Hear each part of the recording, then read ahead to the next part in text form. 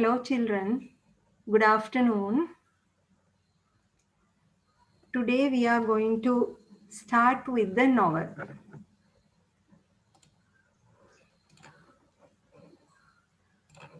The novel Vendor of Sweets, Competency 5, extract necessary information from various types of texts. And the competency level is 5.6, extract the general idea of a text. So let's start with this.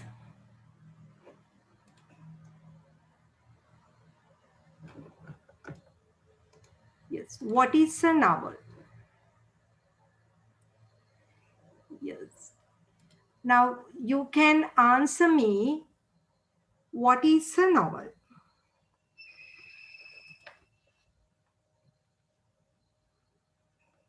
What do you know about a novel?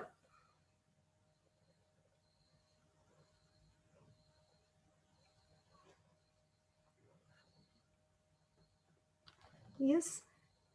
A novel is a fiction written in prose form. It is a fiction written in prose form. Here we have sequence of incidents, a story and a sequence of incidents. The story is very long, unlike in a short story. Here the writer uses with imaginary characters. So some characters are close to our day-to-day life, and some are author's personal life experience. He shares his experience with us. And if I tell you something more about novel, the word novel is derived from the Italian word novella. And the first novel, it was written 1,000 years ago by a Japanese writer called Murasaki Shikubi. And the name of the novel was The Tale of Genji. But the first English novel it was written in 1719 by Daniel Defoe, The Robinson Crusoe. And we consider the father of English novel as Henry Fielding. So in short, we will see what is a novel.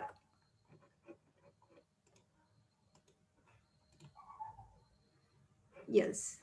Now you can remember it is a fiction. We have sequence of incidents. It is a long written story and we have imaginary characters and events.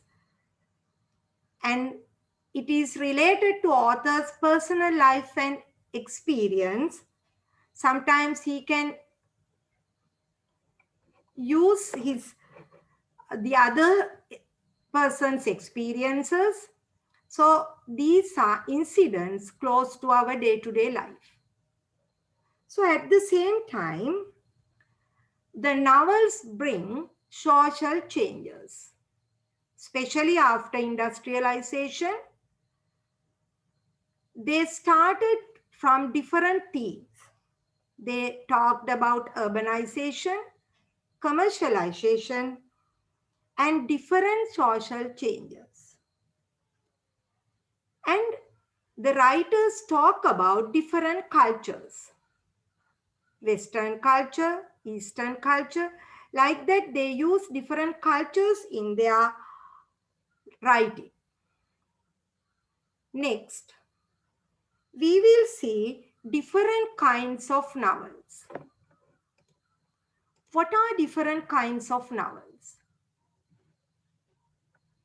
Yes, we have Gothic novels. Now, what are Gothic novels? What are Gothic novels?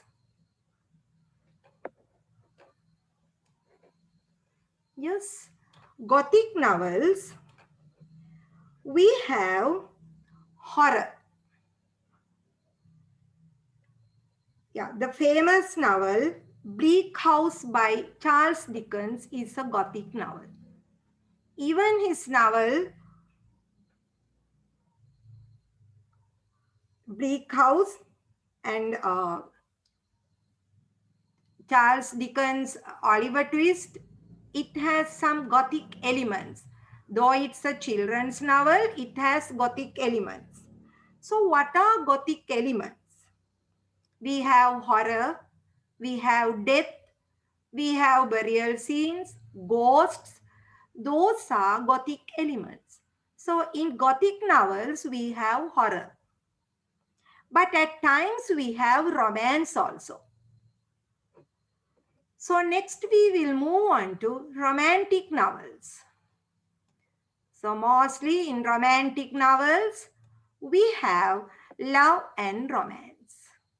Especially the novel Pride and Prejudice, it is a romantic novel, and we have other novels also.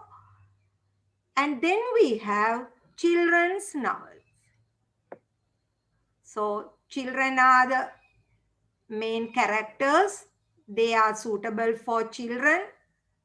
So example, Oliver Twist by Dickens and David Copperfield by the same writer. And they are examples of children's novels. Then we have historical novels. Historical novels, they are related to the past. The Blue Flower, the novel The Blue Flower is a historical novel. Yes. Then detective novels. Detective novels are called crime fiction and they are related to crime. The Woman in White is an example. And then we have psychological novels. We can probe into the inner mind of the characters. And we have Sons and Lovers by Dickens. We can call it a psychological novel. The Oedipus complex is deeply discussed in this novel. So we have different kinds of novels. Yes. But here we have Harry Potter series. Now, as children, you like to read them.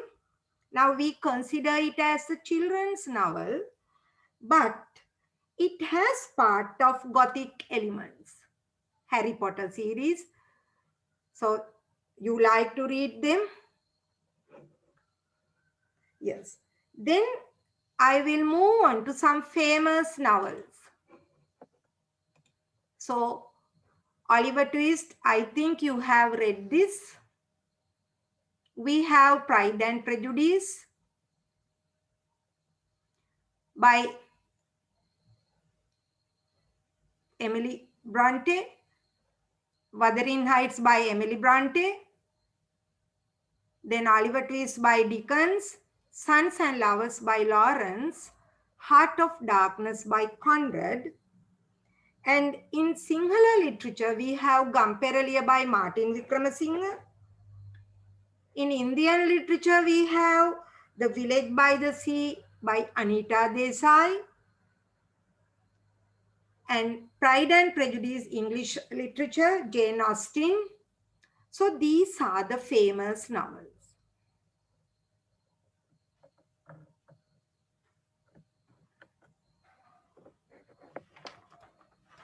So we can move on to the elements of novel. Before learning about a novel, we must know about the elements.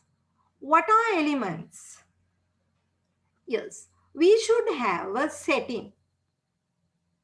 Setting, the place. In a novel, there may be one place. Sometimes There may be two or more, then more places, and the time is mentioned. So this is the setting of the novel. Then we have the plot. Plot means the story. The incidents are arranged in a methodical way. Sometimes novels start in the middle, so it is writer's choice. And then we have characters. So what do the characters do? Yes, characters depict the human nature. So the main character, protagonist, and we have then the antagonist. Always the antagonist opposes the protagonist, but both protagonist and the antagonist move the story. We need both.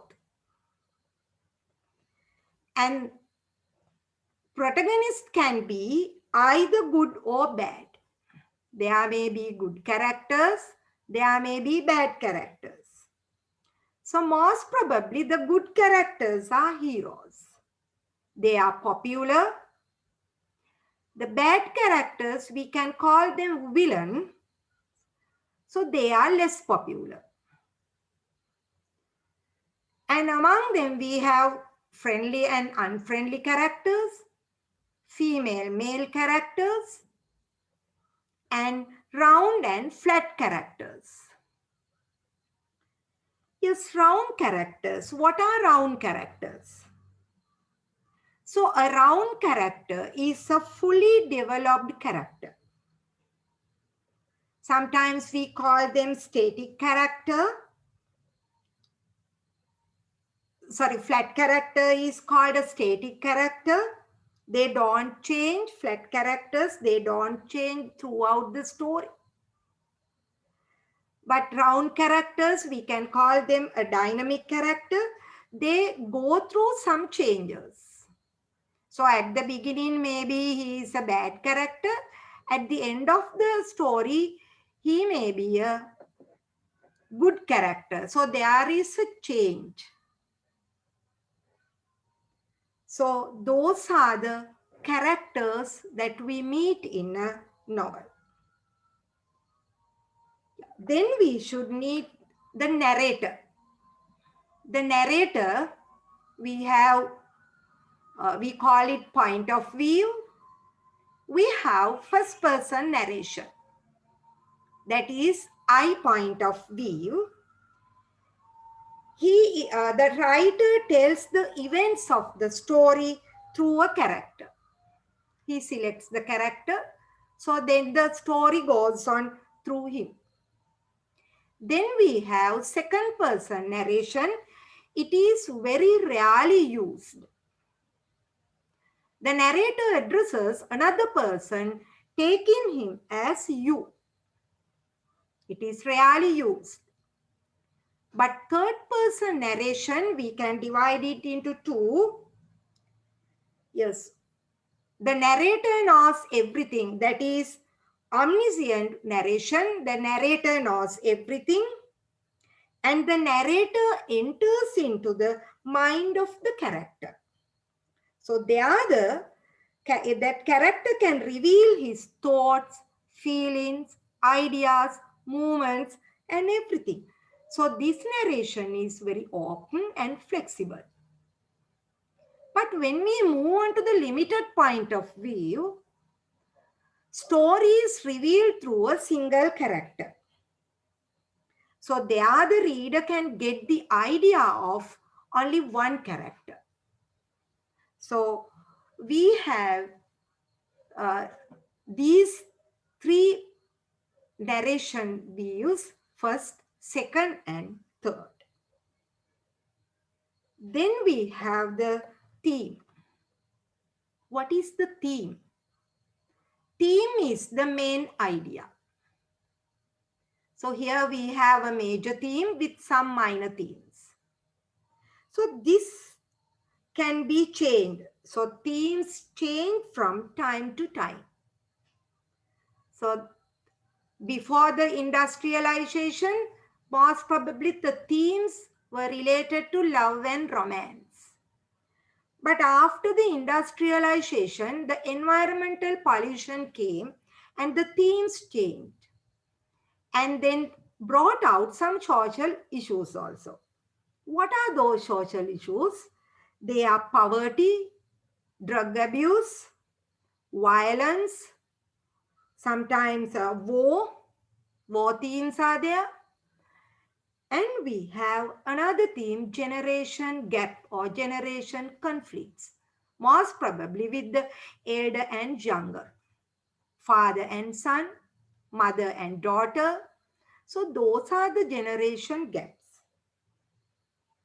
So we have war themes. So those are the themes that we are going to discuss in novels. Sometimes there may be more than these, but generally we are going to talk about these. Yes, now I am coming to the most important part.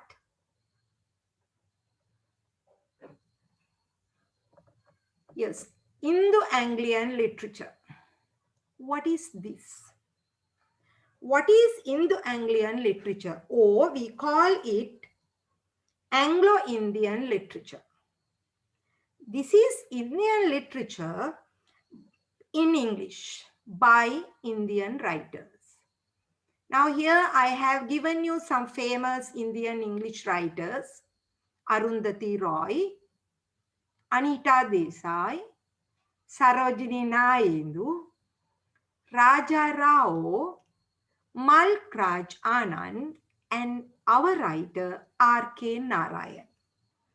So they are the English writers in India. We can call them Indian English writers, and their writing we can call Indian English literature. So here we can take Malkraj Anand. He is the father of Indian English novel. And we have here three major characters, Raja Rao, Malkraj Anand and R.K. Narayan. They are very famous in India. As Indian writers, they faced many problems. So they had a difficulty of the medium of expression because by birth they were Indians, and when they were writing in English, they had faced many problems regarding the language. But anyhow, they overcame these problems and today they are regarded as famous English Indian writers. Okay, now we are moving to R.K. Narayan. As I said earlier, one of the greatest Indian English writers. Here R.K. Narayan. R stands for his village, Rasipuram. So we take from Rasipuram the letter R. K stands for his father's name, Krishna Swami. So there we take K. His full name is not Narayan, Narayan Swami. So his full name is Rasipuram Krishna Swami Narayan Swami. So we take R.K. Narayan. He was born in 1906.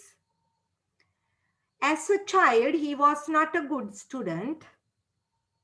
He failed his high school and international exams, and he got his degree in 1930 when he was 24 years old.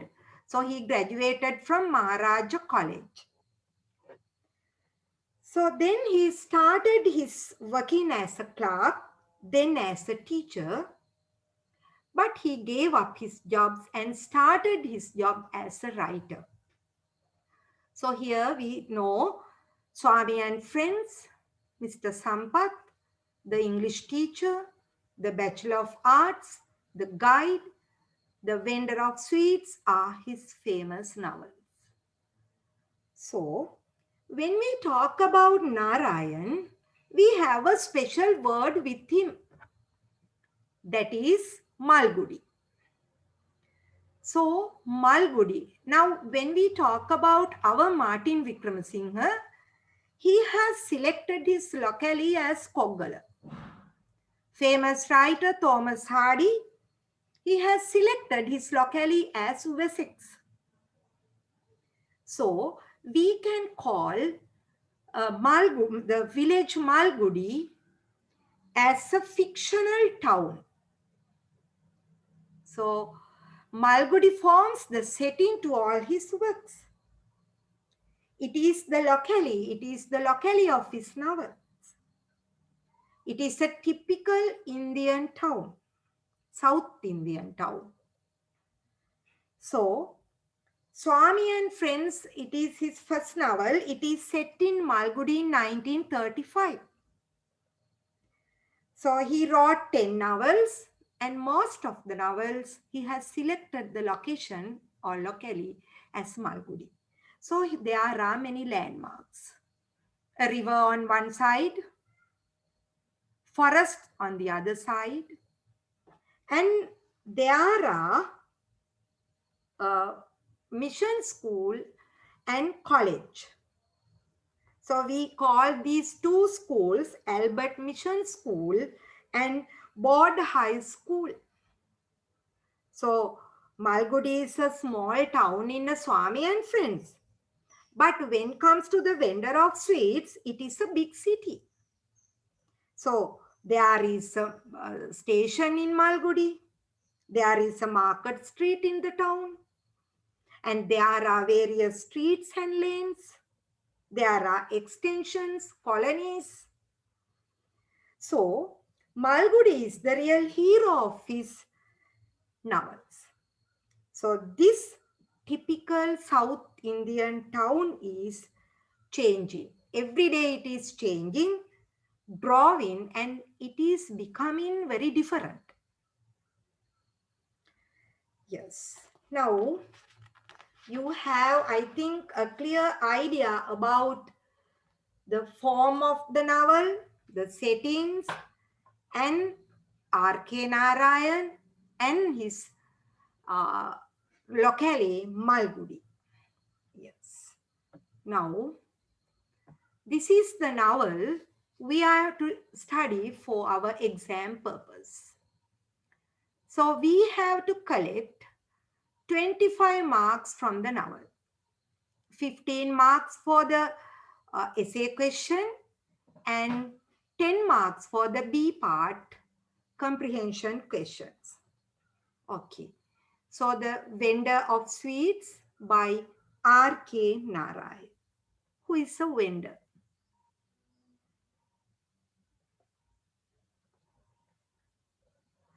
A vendor.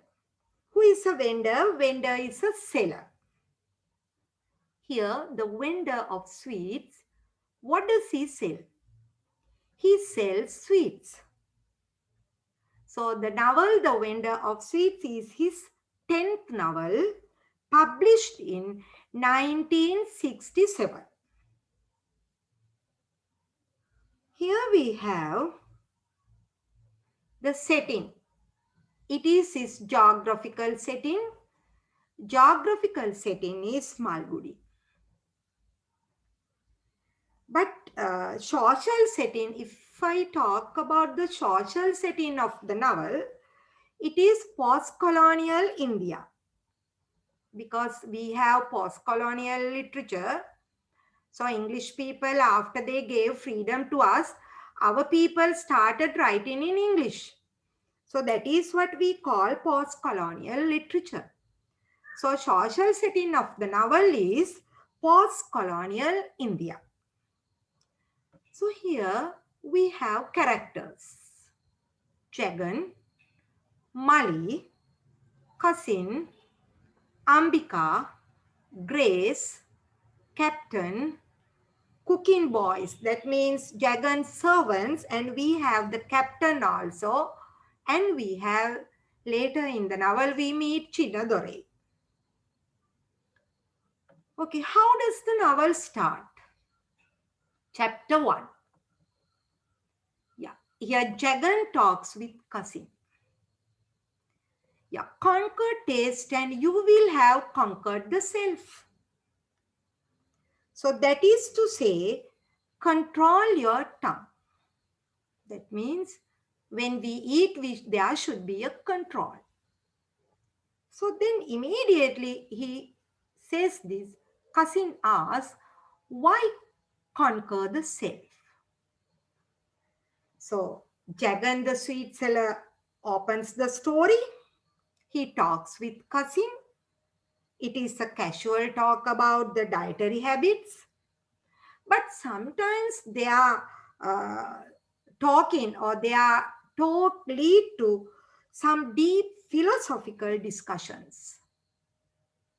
So here, cousin, we don't find an exact name, no exact name. So he is a man about the town, visits many places from morning till night, and he helps everybody. And he is good at flattering. And he visits Jagan every day. And he has no any special work. So he comes to the sweet mart and talks with Jagan, and they are very casual. So we can find after that Jagan's outward appearance, his personal appearance. So already I believe you know this. The central figure, around 55 years old, a widow.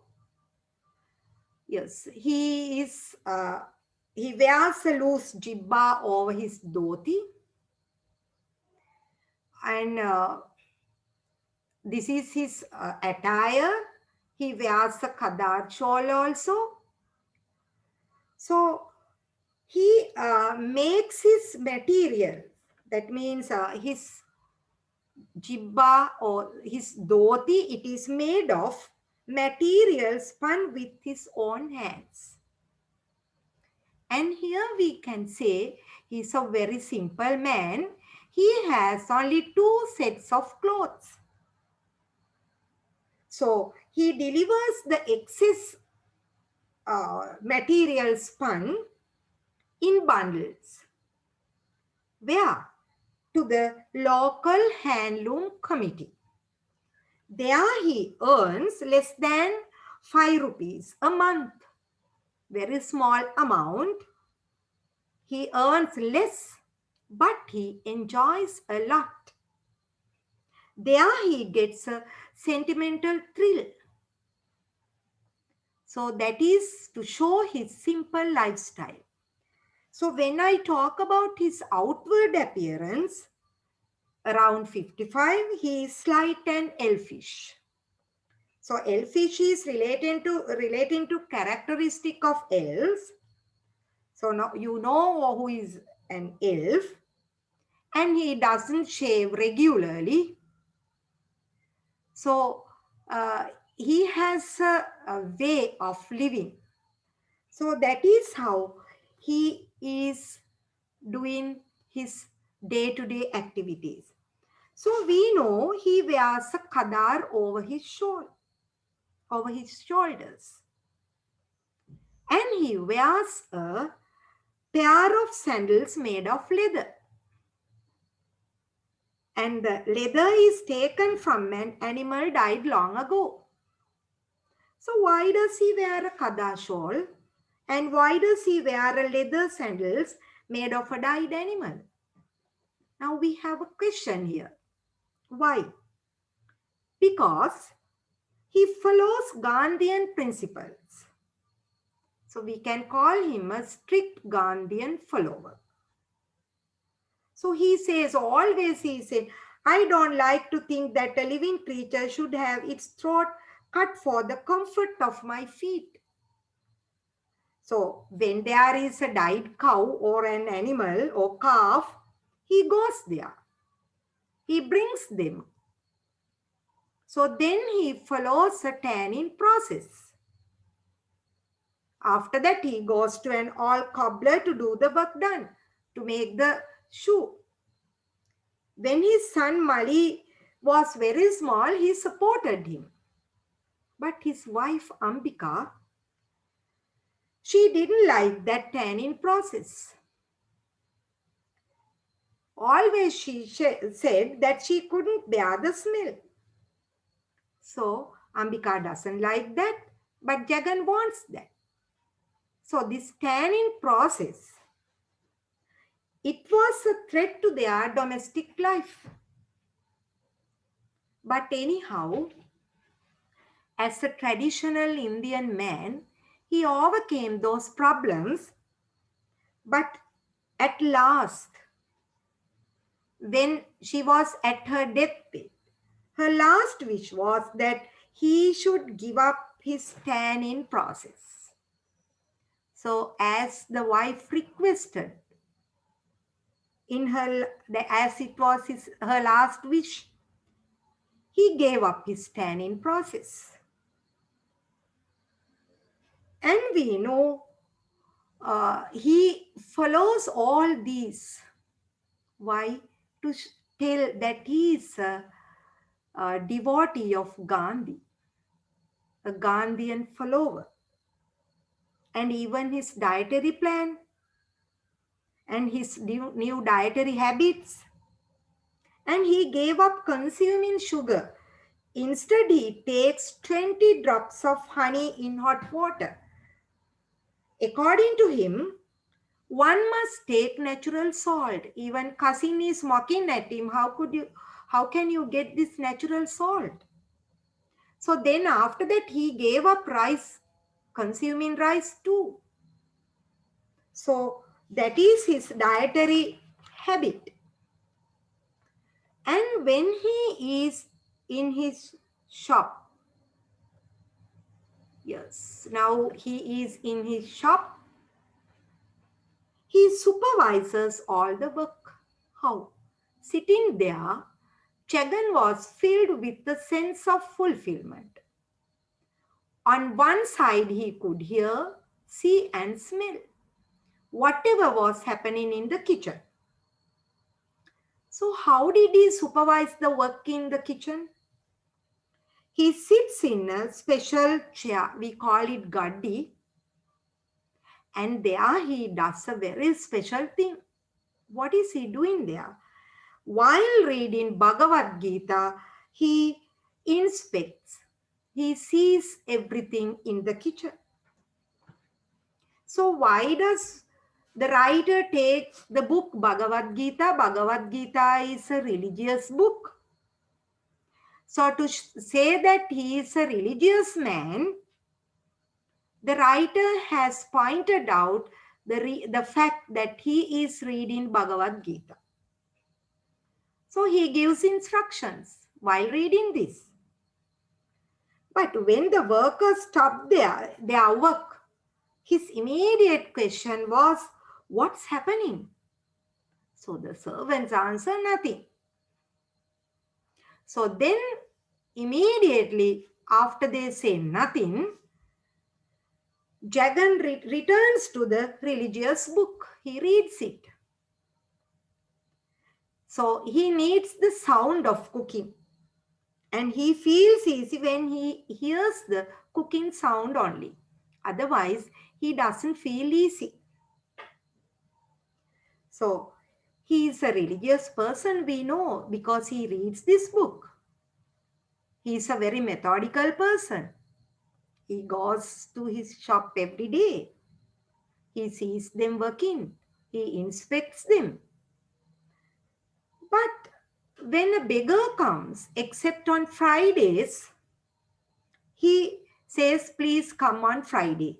He gives money to the beggar only on Friday.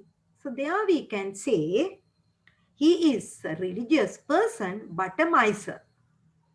So we have so many questions here regarding his inspecting and reading. So after discussing the chapter wise, we will discuss his character deeply. We can analyze it. Yes. Now when counting money, so counting money is also very interesting. Counting money. Counting money is interesting means, yes, at 6 p.m. Yes, when the work finishes, the boy at the counter brings him cash jar. It is a large jar. So the boy brings the cash in the large jar at 6 p.m. So he has not only a large jar, but also a small jar. So small jar is taken to him at 7 p.m. So here we have something very secret. He doesn't count when the boy brings them. He doesn't count them. The large jar at 6 and the small jar 7. Jagan is not going to count them. So he reads Bhagavad Gita. The jars are near him. And then only, when the kitchen boys bring the trays of leftovers. Okay. Then he brings his routine question. He has his money jars, doesn't count, but the kitchen boys come with the trays. And he is asking his routine question. What is that? How much is left over? Not much.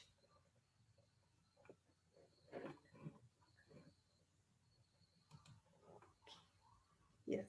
Then Jagan wants the exact amount when the boys say not much, but he wants to know the exact amount. He instructs them how to arrange the next day's sweet after counting the leftover. Yes. Then after that, kitchen staff, they leave. Then only he is going to count his day's income. He starts his counting. Actually, he has a quick count in here. Jagan counts money secretly and very quickly. So nobody knows the exact amount of day's earning because it is collected in 2 jars and nobody is there when he is counting it. So it's a secret. So then the money in the large jar, it is counted and it is entered in his ledger. So there everyone is free to inspect it. Large jar money is entered in the ledger book and everybody is free to inspect it. But the second jar, the small jar, it is not inspected by the tax officers. According to him, it is free money, black money, and nobody is going to take notice of that because it is a secret, black money. So here he has 2 advantages. What are the 2 advantages that he has? Here he has 2 advantages. One is the officers, the tax officers. They don't find the exact amount. They don't find the exact amount. And the other thing, the boy at the counter, and he doesn't know the real amount, the day's income. He doesn't know because it is brought in 2 jars. So at the end of the chapter 1, we see after counting money, he locks the door. Before locking the door, he locks the drawer. He always double checks the doors with the captain. So this is his daily routine. He comes to the shop. He sometimes has some special task, doesn't have some special task. He reads the Bhagavad Gita. He has some casual talk with cousin. So here we can finalize the chapter 1. So how can you say Jagan is a shrewd businessman? Jagan is a shrewd businessman. His business method is excellent. Yeah, that means shrewd. And he earns a maximum profit. So he earns a maximum profit, and his sweet business is a perfect business. So he is a shrewd businessman. His methods are okay, excellent, earns a profit, and nobody knows about his profit. So we can conclude chapter 1 like this.